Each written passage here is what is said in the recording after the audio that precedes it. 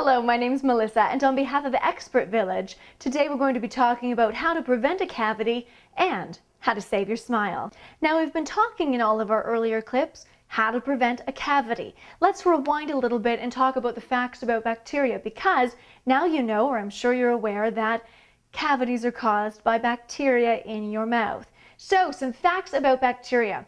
Having bacteria in your mouth is absolutely normal. There's good bacteria and bad bacteria. What we're talking about is the bad bacteria and how to eliminate it. Basically, bacteria are tiny colonies of microscopic organisms, and what they do is they cover things like your teeth, your gums, your lips, and your tongue. So your teeth, gums, lips, and your tongue, and there are millions of them, millions of bacteria, and there are millions even on an area the size of your thumbnail. Millions in that microscopic area. This is what we're dealing with and why it's so important to brush and floss and rinse and to get rid of all of that. So you can see why it can be very easy to get a cavity, but it can also be very easy to prevent cavities as well.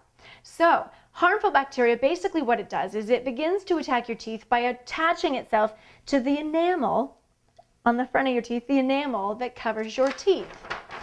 So if that bacteria on your teeth, on the enamel, is not removed by doing things like brushing, flossing, or using mouthwash or a water pick or a tongue cleaner, the bacteria grows. It multiplies in numbers and it forms a colony. It really does.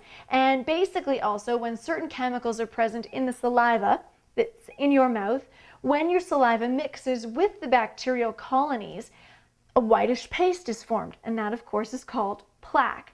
That's the beginning phases of getting cavities. So when the plaque forms, that's when damage starts to begin, and what you don't want to have is plaque buildup. So eventually, if you have enough plaque buildup, it builds up on your teeth, and that eventually turns to acid, which does dissolve away minerals that make your tooth enamel hard.